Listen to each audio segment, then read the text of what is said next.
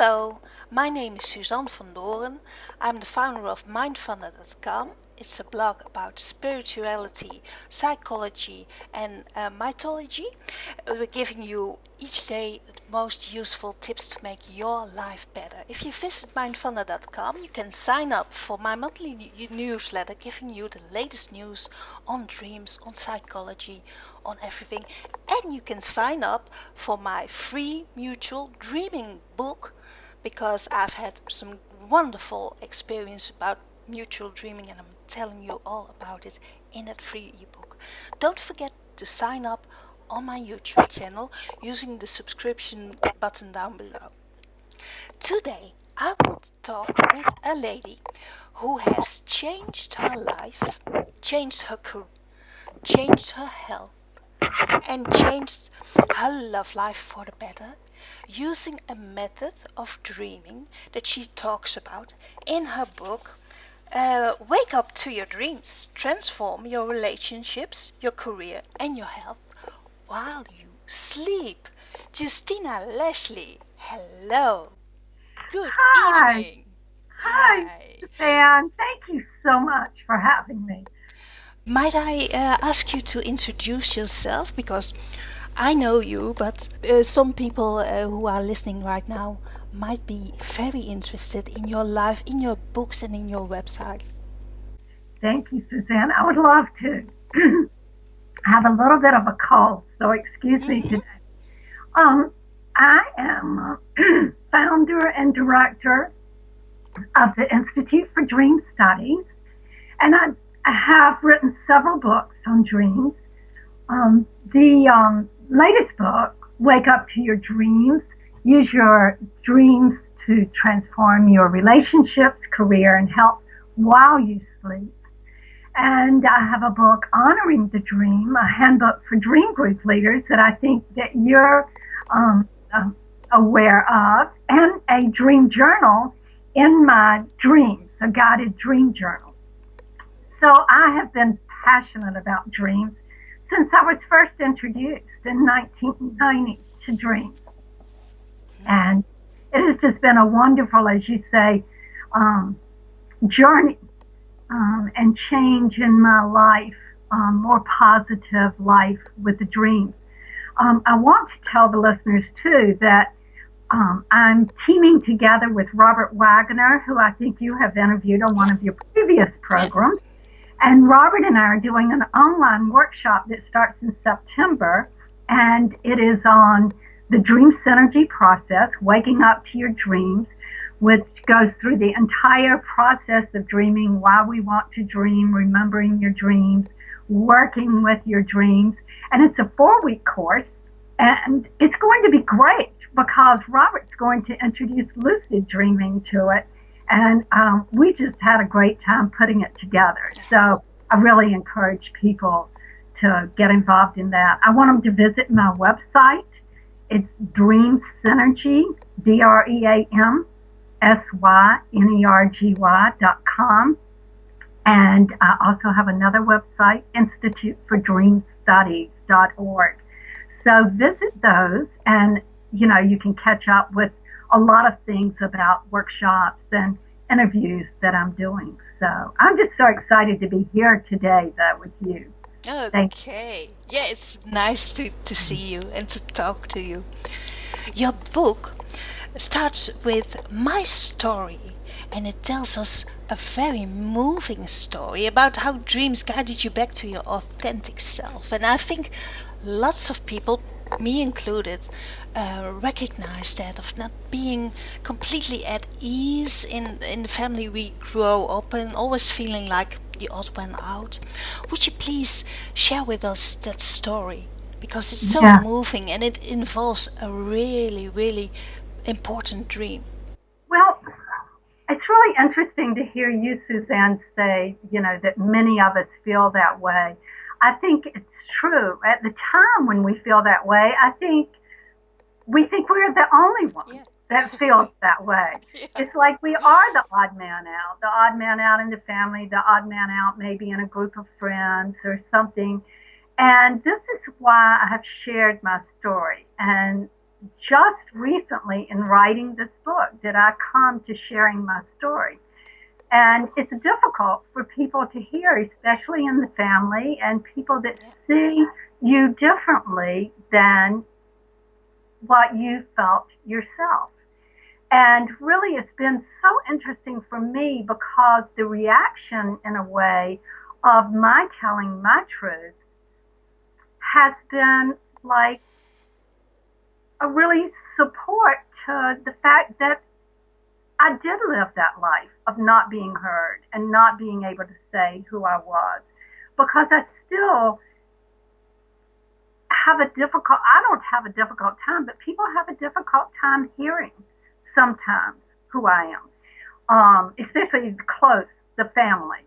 But it is different, and dreams have changed me so I say dramatically. It has been such a great journey for me. I grew up in a home that was more analytical, mathematical minded, and I was a child who loved fantasy, play, make believe, and there just wasn't room for that at the breakfast table or the dinner table. That was not something that was really accepted as an appropriate topic of communication, even though there were creative people in my family. I don't know. It's hard to know. And I say that for people that are listening because we get so many mixed messages. I got a message that I didn't fit. That's what I felt like.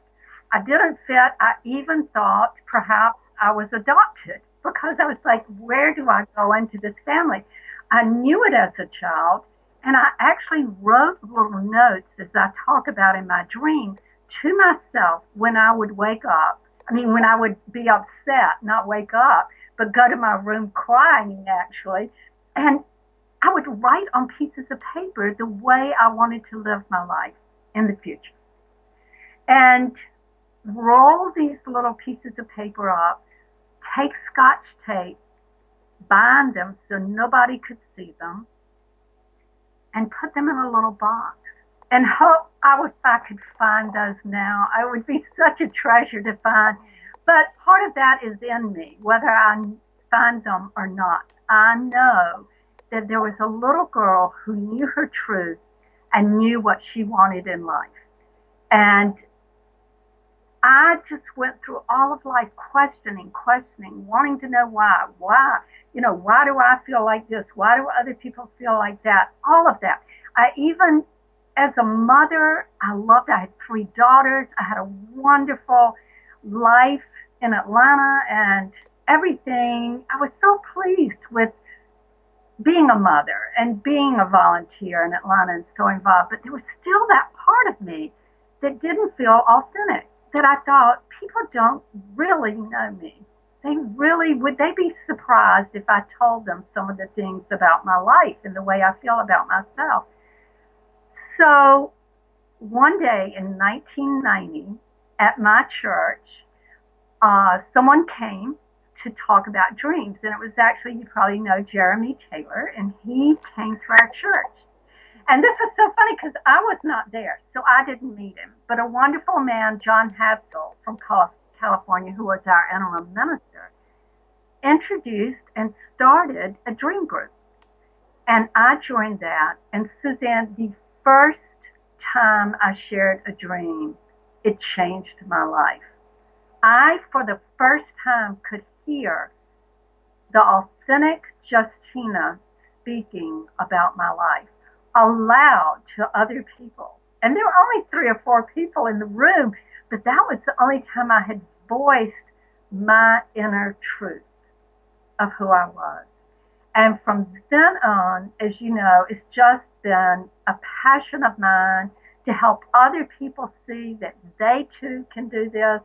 And so this is what this particular book is for everyone to see how to use your dreams, to find that authentic part of yourself, the being that you were created to live out in the world. And it's just been great. And I'm sure we'll talk more about that, but an introduction. Hmm. Yeah, I like the fact that your book, Wake Up to Your Dreams, points out that we have our inner wisdom, our inner um, guardians, and you have 5, 6 dreams each night, so you can um, um, contemplate with your dreams and ask for guidance. And one of the stories that really, because I am still very involved in dreams and health. I've translated parts of Vasily Kasatkin's theory of dreams. Could you share with us wonderful story about how dreams helped you get an accurate diagnosis on an illness that has been bothering you for years? Yes, this is it's really phenomenal. I started to not put it in the book because I thought, well, people really believe this.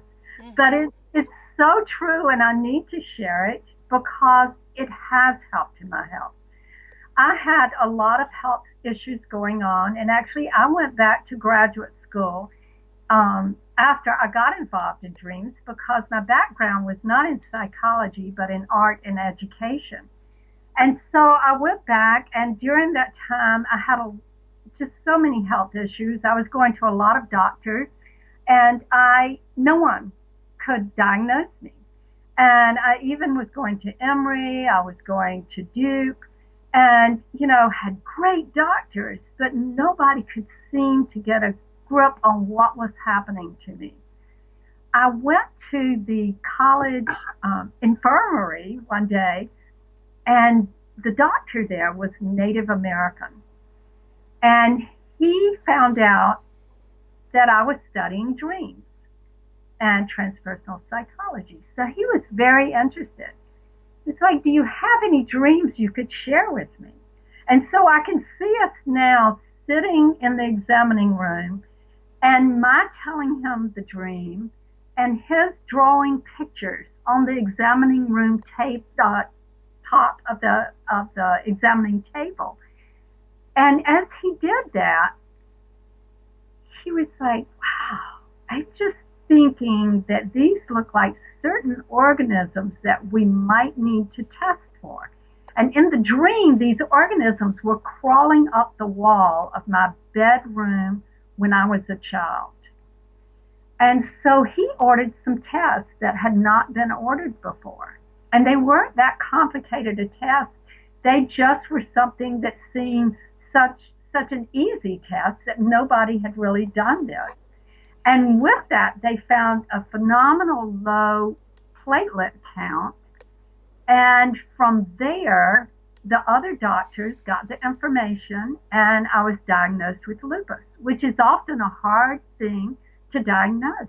My dreams would not let go of that. And all through my treatment of lupus, I look to my dreams to take care of me because I know they're looking after my well being. I know they care about me. And at first, I couldn't understand how a dream could know something that the medical community, with all of their training and all of their great technical equipment, how could I know something they don't know? But if you think about it, why wouldn't my body know more about what was going on for me? It's created to stay healthy and stay balanced. And that information comes through our dreams before it comes through any kind of medical test. Yeah, yeah, It's amazing. it was a great, great story. Um, and so there's another really, really interesting way that I read how you changed your career from being a mother, very happy, healthy mother with beautiful daughters and enjoying that life, and being a volunteer, well respected, and still there was something nagging at you, and then there were dreams. And you had met Jeremy Taylor. Oh no, you hadn't met Jeremy Taylor, but you were in a dream group. Yeah. And then there was a big change caused by dreams. That gave you the Dream Institute. Or Yes, and gave you, actually, I had made I you had met create. Jeremy at that time and become part of the International Association for the Study of Dreams. That was another thing that just was gifted to me and given gave me the courage. My dreams gave me the courage to actually go, nothing, not knowing where I was headed or where I was going or anything, but I knew that my dreams wanted me to go and do that. And yes, there was always something missing for me. There was a truth. There was a dis-ease. There was just a questioning of myself all the time, of not fully knowing myself. One thing, before I get into the career change, I have to say that I never looked to myself for the truth, for my truth. I Mhm. was taught and raised to listen to my parents, to listen to any other authority, but that I would not know what was best for me, that other people knew what was. Justina, in your book, you write about how we have an inner council. We can ask questions to each night, and you talk about how your career has changed dramatically by listening to your dreams. You were a very happy mother of beautiful daughters, and you were a respected volunteer. And but still there was something nagging inside of you. Something wasn't quite satisfied, and your dreams helped you to transform your life in a magnificent way.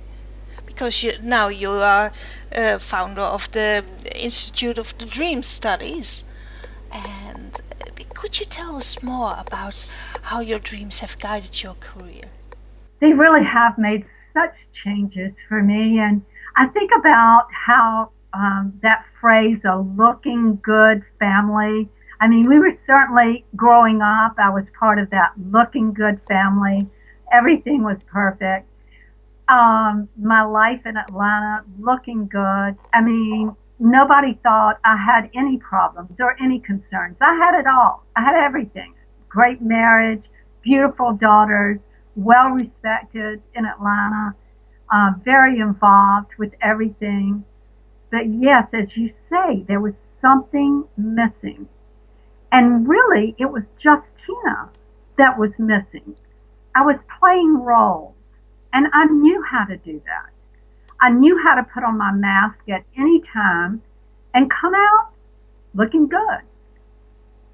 But I was missing, and that soul of me was missing. And sometimes after I would do really important things, I would get in the car and burst into tears because something was wrong. And the people I had just been with would never believe that I would go to such depth of feeling like lost in my life with all I had going on. And my dreams really gave me the courage to face this. They gave me the truth. They gave me the belief that I was worthy and that I didn't have to do all these things to be just worthwhile. That I could be myself, that I could be honest, that I could be open and vulnerable and still be liked. I would have never ever believed that that was possible. I really thought that if people really knew me, they wouldn't like me. And what I find out for myself and other people that I work with is the more open and the more honest we are and the more we share with others of our true feelings, our true emotions, the more they can relate to us. And so this and my dreams have given me the courage to share this kind of thing with people. 15, 20 years ago, I would have never thought that I would talk to you like this about that things weren't perfect.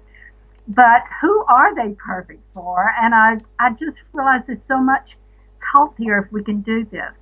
Now, the dreams, yes, I did not have a career as such because I was a career mom and volunteer and wife and all of that.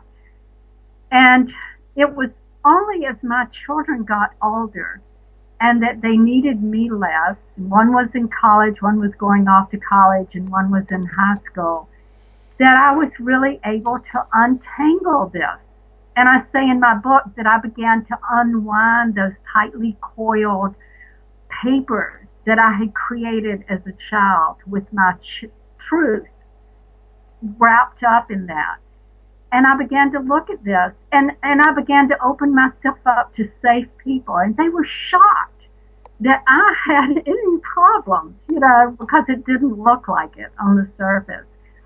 But if I had not had my dreams all along to say, this is okay, you are your truth, you know your truth, and you don't need to look inside textbooks. You don't need to read another person's.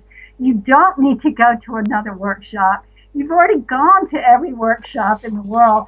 But this is in your dreams. And that was what changed my life, allowed me to claim this passion for dreams.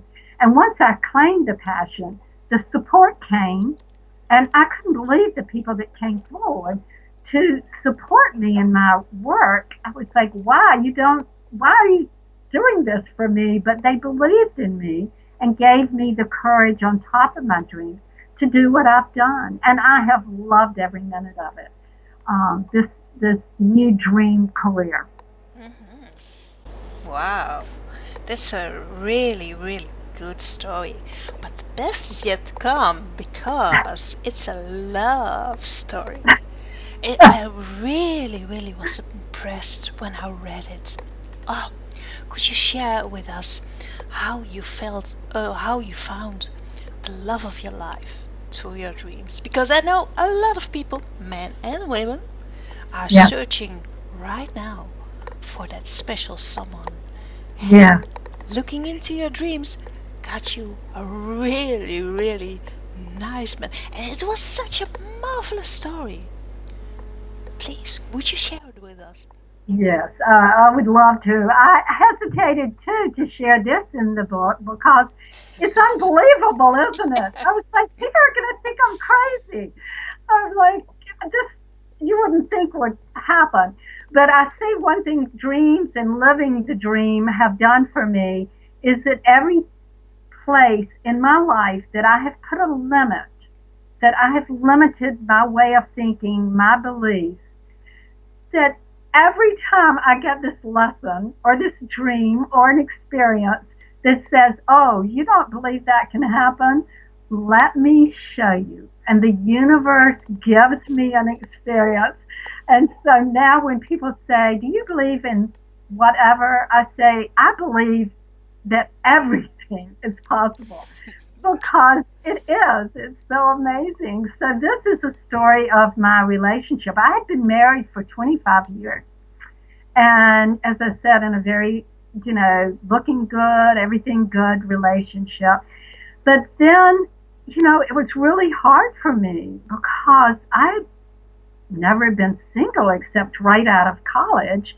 And everything that I did was related to my relationship, my marriage, our friends, the community, the church, everything.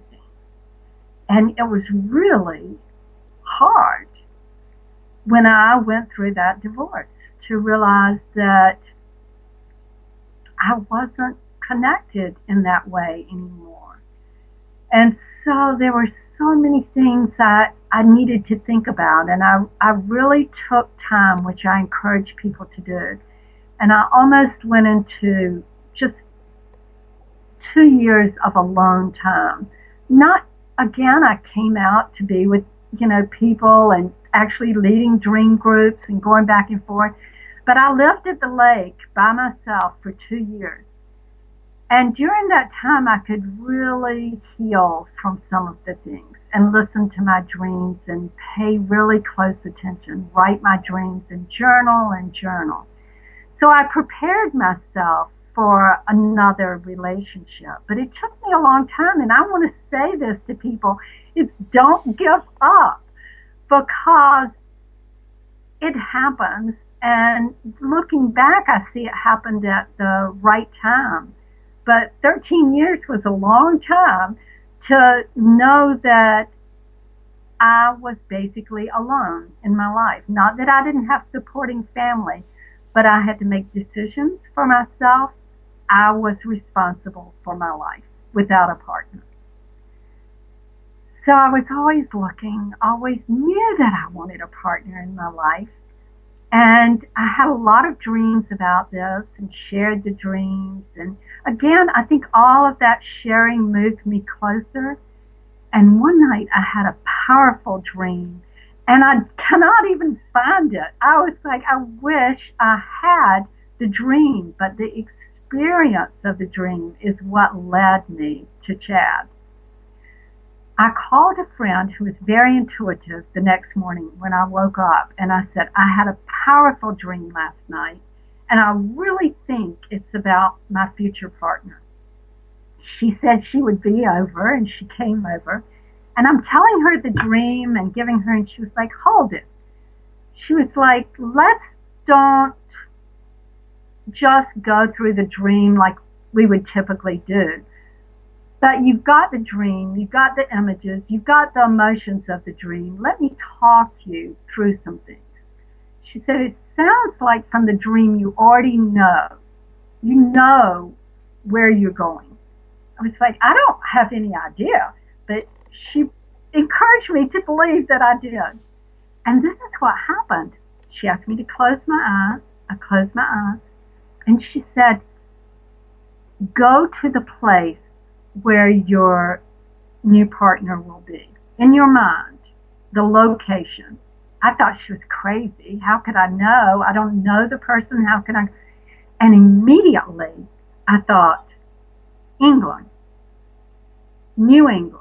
And I kept going back and forth. But you know how we are when things don't make sense, we try to go somewhere else. So I was thinking of, I've spent a lot of time in California, maybe California, or I've lived most of my life in the Southeast, so it's probably there. I've been the Netherlands. Speaking of the Netherlands, I have a lot of relationships in the Netherlands and love the Netherlands and have visited there more than in England or New England. So I didn't believe it. But I went through the whole thing with her, and I'm not sure if I tell this in my book, but when I opened my eyes, I looked out on the patio, and on the arm of the chair right outside my window, a dove landed. I was like, I don't think I told that, did I? I mean, I was like, I said to Kathy, is that a dove? And she was like, it is a dove. And this is how the universe just comes around. So I was like, that is weird. There's another belief that I was like, that can't be. But, I took it as a sign. Well, it wasn't long, Susanne, that a friend got me to go on eHarmony, which I had protested. I was like, I don't need to go on eHarmony. I'll meet somebody. She talked me into it. And the second person that I met was a man. And we went out to dinner. And when we started talking, I asked him where he was from. And the words that came out of his mouth were, my family is from England, but I've lived most of my life in New England. I almost fainted and fell under the table. And of course, I didn't say anything to him because I didn't want him to think I was completely crazy on our first time together. But at that point, I knew to pay attention to this relationship. And so again, it gave me the courage to pursue instead of giving up if anything were wrong. But it just has been incredible that we met this way. So without my dreams, I guess I probably wouldn't have believed in this and thought that it was possible to have that kind of relationship that I have now. Yeah, I really love the story. And one other thing that I love about your book, besides all the practices that are in it, the exercises, that just I like to do things. I'm an Aries. I really love all the practices that are in the book. But one other thing that I really like is that you tell people your your waking life, if you treat that like a dream, your dreaming capacity will grow. And you share an example, a really horrific example about a very terrible accident you were involved in. Um, but well, let's not get into that experience right now because it will. But treating your waking life as a dream, how has that um, changed you and changed your dream abilities? Can you give some examples about how you grew spiritually from this? Because in my eyes, Wake Up to Your Dreams is very much a spiritual book about finding your inner light, and I think that you may have some very important examples to share about treating your waking life as a dream.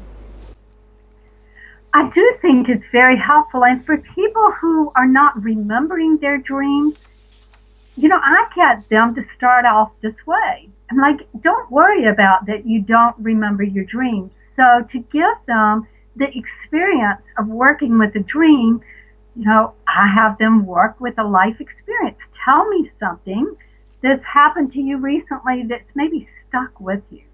That's something you can't let go of, maybe an issue or something like that. Tell me as if it were a dream. Tell me the story of that. And then we go in and use those exercises and use the techniques of dream synergy to unravel that and create meaning. And that is one aspect of using your daily life because it actually increases dream recall for people because they get comfortable with that. They get comfortable, oh, well, it's not such an issue now that I'm not remembering my dreams. So there's not quite the pressure, and they start remembering their dreams. Another thing that does, before we get to specific examples of how I've used it in my life, is that it makes life glorious. It really makes me see the world differently. Now, people say they love to go on a walk with me or something because the way you see things is so different.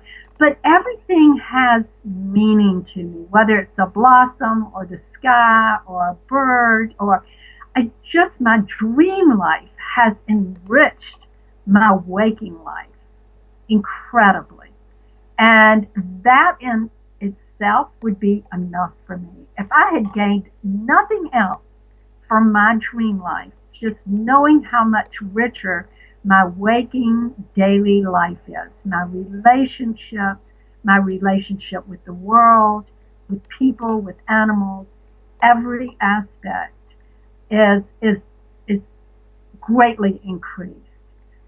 But what you're talking about the accident that I had, this was a time where I did, and people can read it in the book about, I won't go into the details, but where I was blinded by my hood on an interstate in Atlanta, and it was very frightening. I couldn't see a thing. Cars were whizzing by me. I couldn't get out of the car. I couldn't move over. So it was very frightening. And after I was safe from that accident, and this was after I'd left Atlanta and was living in Charleston at that time, I couldn't get over it. There was something, it just was clinging to me, the experience, in a negative way. And so one day I decided to write it down as a dream. And I took the time to write the entire incident, and I have that in my book where I had written that down, and start gaining meaning from it. What does this mean to be blinded? How am I driving in my life? How am I going forward with blinders on? Am I going too fast? Do I think they're speeding beside me? Do I feel unsafe?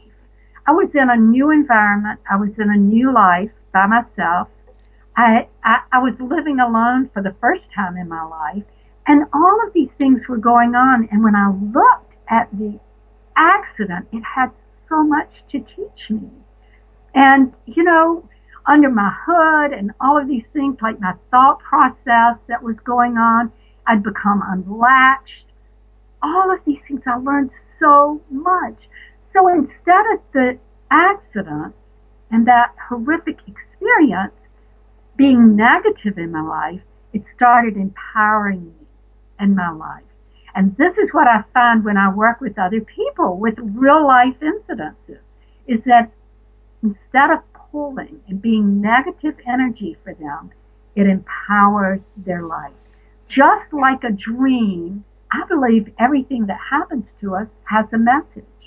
And so I encourage people to go in, get an exercise, and work with their real life experience and see, what is that telling me? What is it teaching me? How can I learn from this incident in my life? Yeah, when I listen to you, I think, hey, the lady at the lake is looking under the hood now. I think it's terrific. Um, you just told us about the dream synergy method, and it consists of three key components and three levels of dream work. And you just already told us something about emotion and how important emotions are as a key into the meaning of dream. And I really, really loved and appreciated the table you have in your book about the different emotions that are there. There are mad, sad, glad, and afraid, and that made me laugh because I just visited Inside Out with my kids, and there are exactly the four same emotions. Oh my gosh. We could Yeah, talk the whole time on Inside Out. yeah, It is my favorite movie. I was like, I should be giving out free copies of my book yeah, out of the yeah. movie. I was I like, thought so they read too. my book. It is about my book. I'm so glad you realized. I mean, it wasn't, but it is my book, Inside Hmm. Out. A Yeah, wonderful movie. yeah, yeah.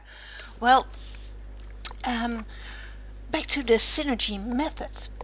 Um, how did the inspiration of that method came about?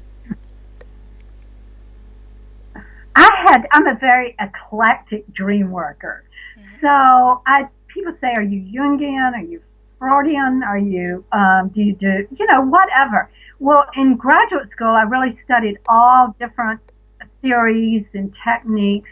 And I guess part of my creativeness, I wanted to try to use all of them with dreams and see if they work.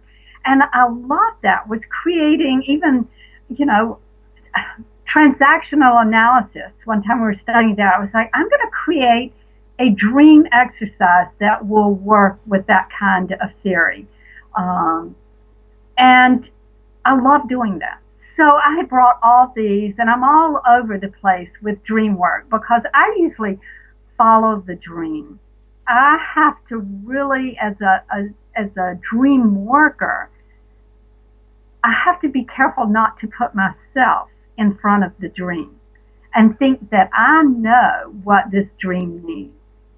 Because every time I think, oh, I know where this dream's going, it's one of those life experiences. It's like, I think it's going this way, obviously. And then all of a sudden it makes a U-turn. It goes exactly the opposite way. I was like, Justina, remember, the dream is going to lead you. Let go and let the dream lead. And I encourage the listeners to do that with their own dreams. But it does help us, like you said, to have exercises, to have ways to go in and start seeing these dreams. So the dream synergy process really came with all of this work, bringing all of this together and all this eclectic views and trying to simplify it. Like, what is this? And not giving people so much that they turn away from it and think, this is too hard. It takes too much time. I don't have time for this. In writing the book, I got clearer and clearer about the simplification of it. That's when I came up with the emotions, characters, and beliefs. I had always used those, but I used other things too. But I really was encouraged to simplify, which is hard for me. I say, I am not a simplifier. I'm a complicator. Give me a simple something and I can make it very complicated. And people consulting me were like, no, chip it away, chip it away. And this is what I thought, if people are going to pay attention to three things in their dreams, then I want them to pay attention to characters, emotions, and beliefs. And again, in Inside Out, the movie, if you think about it, it's about characters, all the parts of herself, acting and reacting, supporting and sabotaging her life, the parts of her, which I use characters in the dreams to learn the parts of ourselves. It's about emotions, how our emotions again support and sabotage our life. It's right there. And then beliefs. And beliefs are in the movie too. What is the belief? What is keeping me? What kept her from living a full life is that she thought she had to be joyful all the time and not let sadness into her life. And it's when she changed that belief that sadness is not to be discarded that her life changed around. And this is what I have found in all the 25 years I've listened to dreams. I saw, a long time ago about emotions because I was doing research in graduate school in the mid-90s.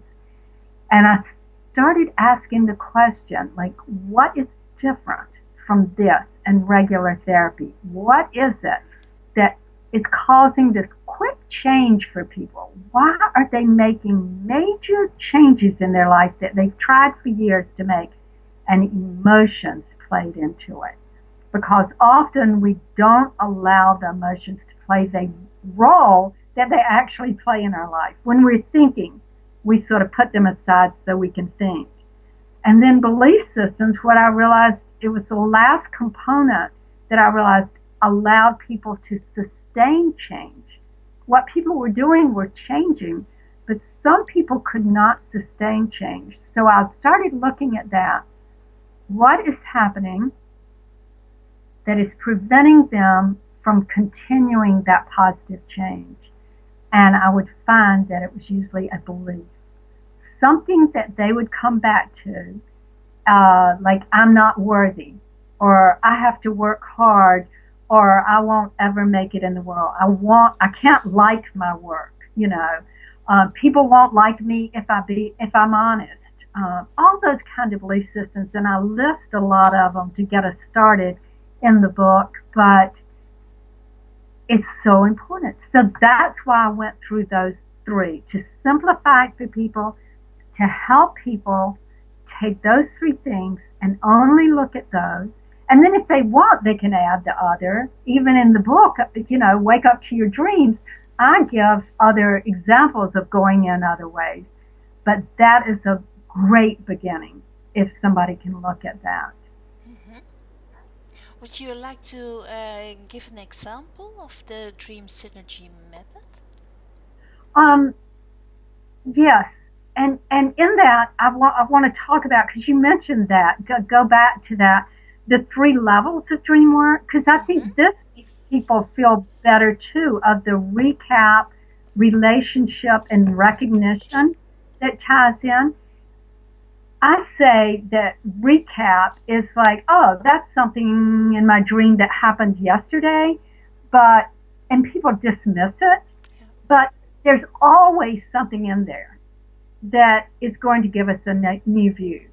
So it's just to go back into that, what you think is just about yesterday, and find something that you didn't know and look at that. One thing is just real quick to do that and go through. And I'm doing this speedily through. I could talk about each of these areas a long time, but relationship. How are we in relationship for ourselves, with ourselves? And how is that with a relationship with other people? What I found out from my dream work, getting to know me allowed me to have different relationships with other people. I didn't understand when I was really involved with dreams why it was important. It was like, why do I have to understand this part of me and how I'm treating myself? I can see so easily what's going on with the relationship. Let me just go there first. But what I learned for myself and other people, it doesn't change that way. I had to get to know Justina. I had to get to know her in depth and really like her. And with that, other relationships changed. Because until that point, I was looking outside of myself to be loved, to be understood. You know, all of those things that we all yearn for. And the dream is the greatest tool for helping us change those relationships. Oh, that's one golden lesson, to really put the relationship with yourself first. Yeah. And see, one of my beliefs that I had a hard time getting over was thinking about yourself or spending the time on yourself first is selfish. It is, you should not spend time on yourself. It's selfish. You should care about other people, but not care enough about yourself. You see, that was a hard belief that I had to work through so much to get to the point that no, it is what I need to do, and to overcome that belief and change that belief of no, I cannot do fully for another person until I do know and like myself. And then recognition, which is exact what I'm talking about now, is where we recognize ourselves in the dream and get to know ourselves. So all of those start working together. But people that are listening, they may be listening to all of it and saying, this is too hard. I can't learn all of this. And I just say, don't try to learn any of it. Just believe that your dreams are important and significant, and do what you can to honor them. Whatever your life. Sometimes people set up too high of expectations of their dream life. They say, I have to work. I can't spend time every morning. Okay, don't spend time every morning. How about on the weekend? One dream on the weekend. If they can't do that, how about once a month? That's more than people are doing now.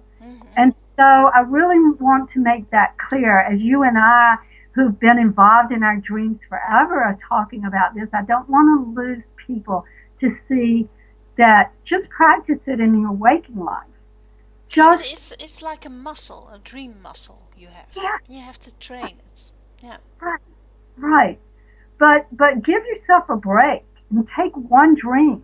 One dream a year is better than not looking at any dreams because you say you don't have the time to do it. So this is so important. And Susanne, I've almost forgotten what that second question that you asked was. You wanted me to talk about, and I went back to recap in relationships. Yeah, the dream synergy method. Oh yeah, to work through that. Yeah. Yeah. You talked about emotions and how important it is in the dream synergy method, and I completely agreed, because emotion, that's the like the fuel the fuel of the dream engine. And then you have talked about the recap, about not dismissing a dream because there is day residue in it, and you talked about, well, there's always something different. And I can relate to that because sometimes I have to really, really look, and I can be really disappointed, but this dream isn't telling me anything new. And when I tell it to somebody else in my dream group, and they say, "Oh no, but Susan, hey, you missed that connection." Oh yeah. So Yeah. you mentioned recap, relationship, and recognition. Um, could you give us an example?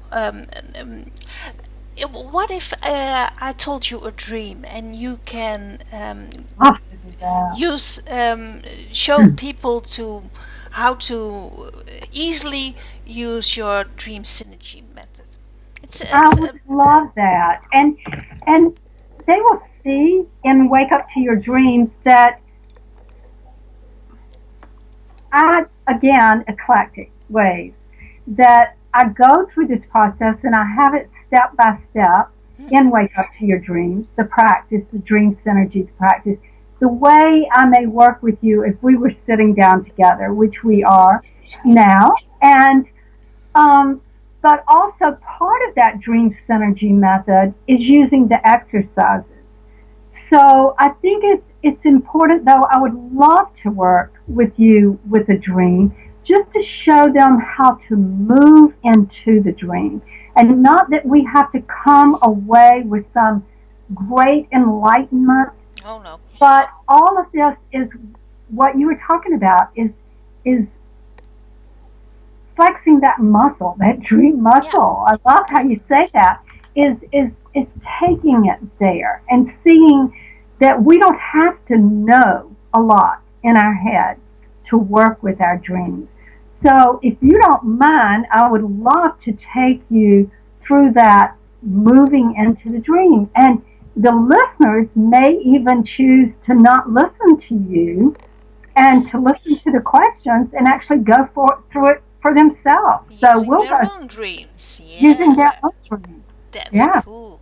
Yeah. that would be great. Yes, so I'm gonna.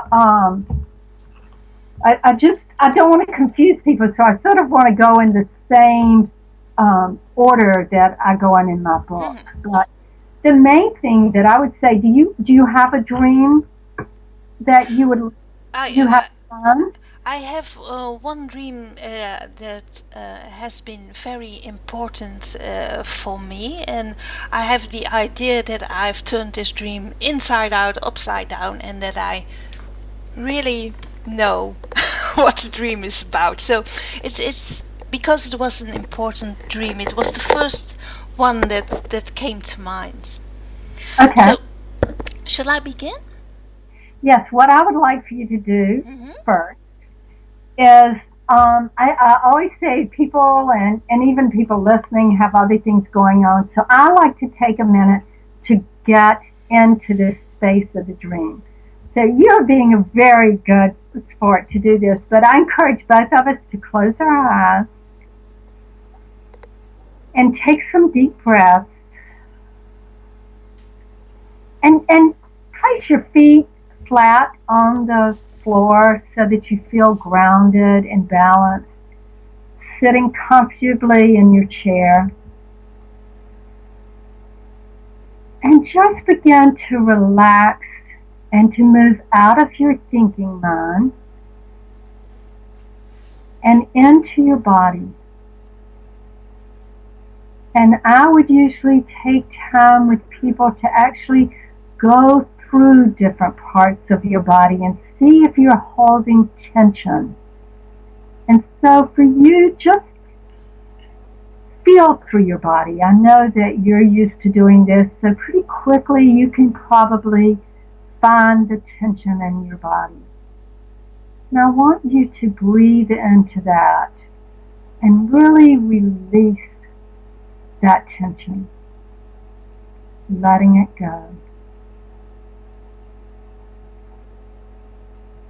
And move this. Don't forget your head, your jaw, your brain, your eyes. Relax them all. And this is what dreams like for us to be. Let go of control that we usually have over ourselves.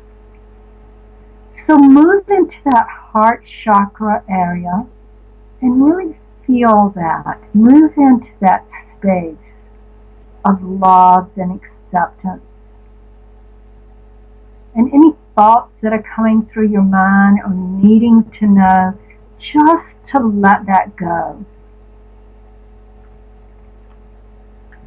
And I want you to step into your dream. Just step in and observe your dream. Where are you? What are you doing?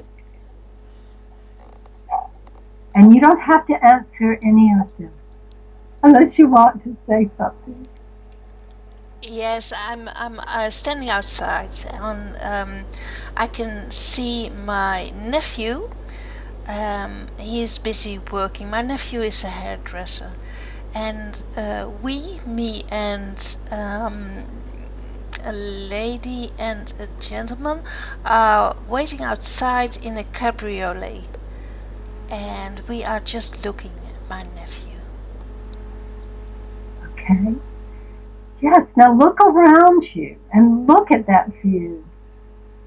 And look at everything, not what you're expecting to see, but maybe there's some things that you haven't seen before. And maybe you want to turn around and look behind you. Maybe you want to change positions of where you're standing, connected with other people. How are you feeling right now in the dream? Not the whole dream, but right now. I'm feeling quite excited because I wanted to change perspective. I wanted to become my nephew, and it seems like a lot of fun being a hairdresser. So in the dream, you're thinking that you would become a hairdresser, or is that outside? I mean, No, that's what I metaphor. was thinking now, Oh, because now, you yeah. I suggested want, changing yeah, perspective. yeah, yeah, changing perspective. That's good. Yeah, excitement. So excitement. So now go in another area of the dream. Maybe there's another scene or something. Look around, look at the setting, whether you're outside or inside. I want you to be observing color in the dream. What colors are outstanding? And who else is there?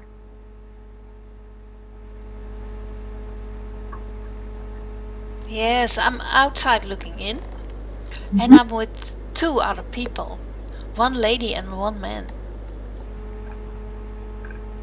Okay, do you know these people? No, yeah, in my dream I do, but not in Oh, waking and what? life.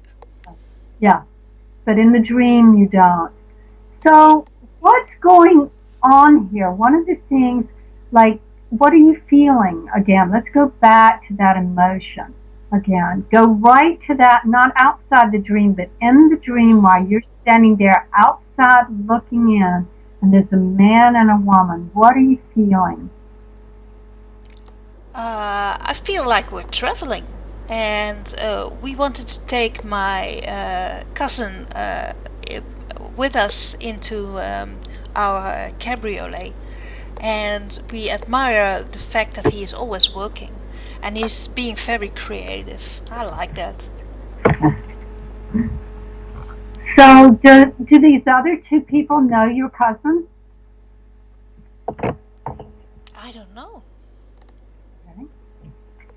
Mm. Okay. It's not apparent in the dream. No, no, no. No. So just stay in that dream. I don't want you to really go to your head yet. So Hmm. you're still part of this dream. It's so important to just let the dream surround you Hmm. and feed you. Do you see any colors in the dream? Um, yeah. Um, the car is light green, lemon, and my cousin who's inside, he wears a dark suit because he is working, and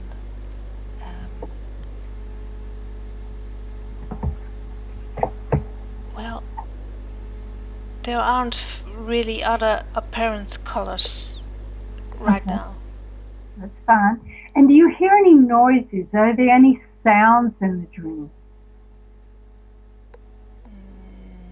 No, yes, a bit of murmur. We are talking. The two other people and I, we are discussing. Shall we go in? Shall we disturb him at his work? Now, let's not do that because he's having fun, and we went to go there to make sure that he had some fun, but he's having fun already. And does the scene change again? Can you go into another part of the dream? Yeah. Okay. And where are you now? Well, what I wanted to do, I'm now the hairdresser. I'm now my nephew. I really, really wanted to see how he. I really like the fact that he's so engaged in his creative process. Wow. Yeah. So what I'm going to shift a little bit because I think this is really great that you're feeling that energy and engaged. Yeah, if you talked about emotions, how are you feeling? Now, well, really happy because I'm creating this look, this well, this way that the person that I'm fixing the hair for, sorry for my English, it will change the way the world looks at them, and Wow. that makes me happy that I can contribute to something that important. Oh my goodness. I can see there's so much a part of you, but we won't go there yet. But this is good because does the space that you're in remind you of any waking life space? How does that feel? Not that it has to be just like it, but what does it remind you of? Well, it reminds me of myself when I'm creating, when I'm writing, when I'm well, yeah. That's always such a lovely feeling to be completely engaged in something that you don't hear or see anything else. And what about the room that you're in, the building? What does that remind you of in waking life? Um, I think it's very stylized, if that's an English word. Yes, It's absolutely. it's design. It's neat. It's well, yeah, I like it. Do you know a place like that? Does it remind you of a place in waking life? No. No, no. But modern, sleek, I like design, contemporary. but my room is always a mess. But maybe a place you go. We're not going to talk about your room. Maybe this space where you are. So Mhm. let me, because I know I would go, if we were sitting down for an hour, which is Mhm. what I like to have to work with a drink, there are a lot of other directions I'd take you. Yeah. But because we've been talking about characters, emotions, and beliefs, I want to ask you one simple thing. And this was something, a way of looking at the dream that I woke up with one morning and wrote it on my dream pad. Mhm. Some simple questions, because again, trying to make it simple for people. Yeah. What is trying to be accomplished in this dream of yours? What's Mhm. trying to be accomplished? Just in simple words. Well, you have two opposites that are really the same. You have the three people wanting to go out and have fun, and you have the one man wanting to go in to have fun. And the dream shows me that it's the same. It's the same process with the same emotional result. Okay, this desire in the dream for two people wanting to have fun and going out, and a person wanting to go in to have fun, is that accomplished in the dream itself? Did that happen? Yeah, because I was standing outside and we decided to have fun on our own and not to disturb my cousin who was engaged in his creative process. Okay, so you're able to have fun. And what allowed you to do that? Because we're talking about beliefs now. Like, what do you think in your belief system allowed you to go away from the work, the engaged work, and leave as this part of yourself and go out and engage in fun outside of the work? Mm-hmm. Um, I don't know what kind of belief that Well, did. it's like some people might say, all work and no play makes, Yeah, this is a saying in the United States, Jack a yeah, dull boy. But see, the limiting belief for another person in their dream, they may not have gone out and had fun because they would be so drawn to the work in the dream that they would not allow themselves to go out and not disturb the work and they could have fun. A mm-hmm. limiting belief for them might be that work is the most important, and until the work is finished, I can't have fun. Do you Mm-hmm. see Yeah, how the dream can show us that?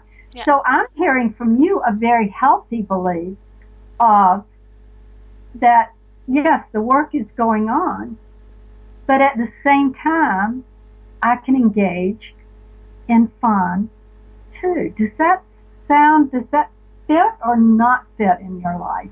oh yeah, mm-hmm. Yeah, Yeah. But do you see how that just simple thing of what's trying to be accomplished, is it accomplished, and why is it accomplished, or what prevents it from being accomplished, touches into all of that. yeah, And the emotions that you're talking about, I think sometimes people are so afraid to go into the dream emotions, and they forget too. They get so caught up, like you were so good because you're so experienced in doing this, but you immediately went into the emotions of the cousin. Well, that's real hard for me to get people to feel for the other character. mm-hmm. You see, you immediately did that. But for a lot of people listening, that's a hard thing, but I don't want them to miss that. Because if that's an aspect of myself, I need to know how that part feels. Does it love its work? Is it irritated? I need to go into that hairdresser part. Does it want to go out and play, or is it thoroughly engrossed in its work Mm-hmm. and enjoying it? Yeah, So is it mad, sad, glad, or afraid? Do you see how that works?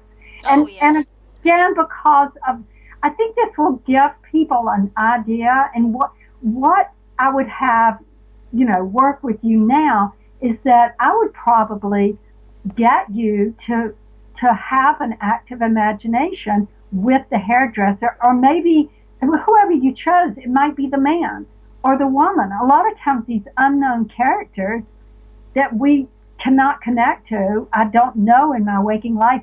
Sometimes, as you know from your experience, I'm sure, they have the gold for us. They have the most information that we've never thought of.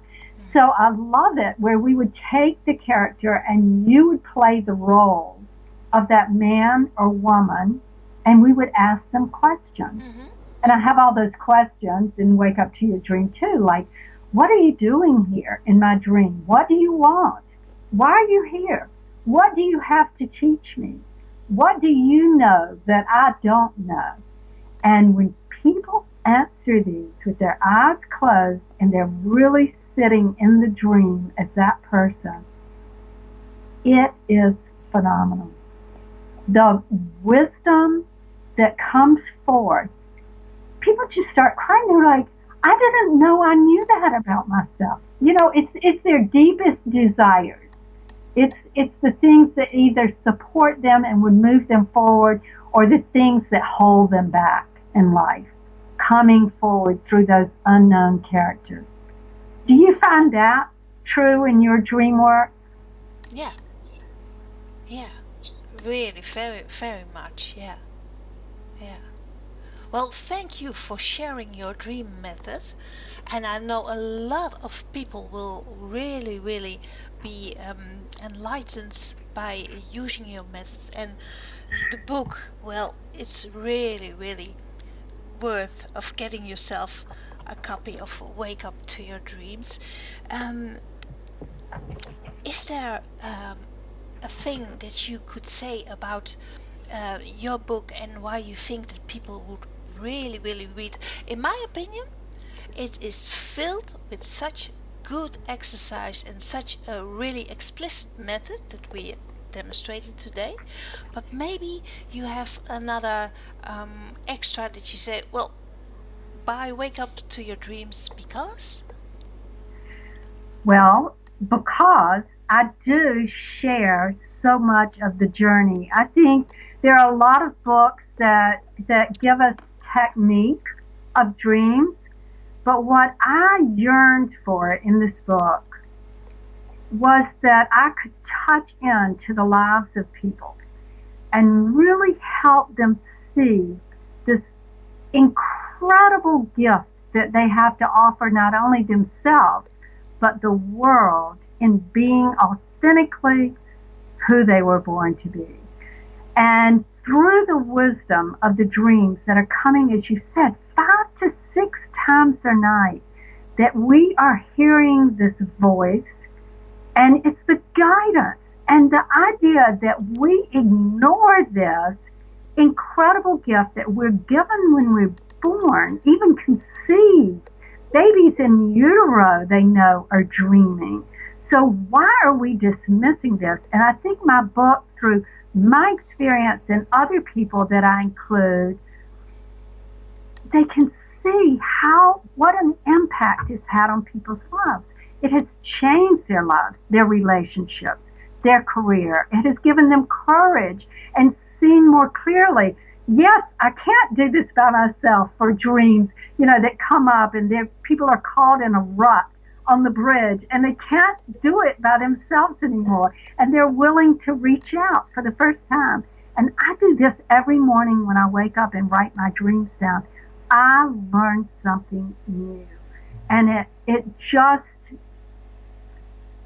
expands my life, I guess I would say. And another thing that I try to do in this book is to show people again that it's simple. And you remember how I go through and show symbolic language that we use in life, and how we use metaphors in life, and how people already know how to read a novel and in English class to come back with what did that really mean. And they think they don't know how to do dream work. And people already know. They're giving meaning to life. And that's what I want them to do with their dreams. And one of the things I know, you love quotes as well, and it's the Henry David Thoreau quote, and you had mentioned this one time, and I love it, and people have probably heard this, but it sort of summarizes everything. One advances confidently in the direction of his dreams and endeavors in the life that he imagined. He will meet with success unexpected in common hours. And that is what the dream offers, that imagined life. We have it, and we have it available, and we just need to follow and wake up to our dreams. Thank you. Thank you for talking to me. Ah, thank you. It was such a pleasure. It was really Okay. a pleasure. Really. Yes, thank you. Bye bye, Justina. Bye bye. Sweet dreams. Sweet dreams.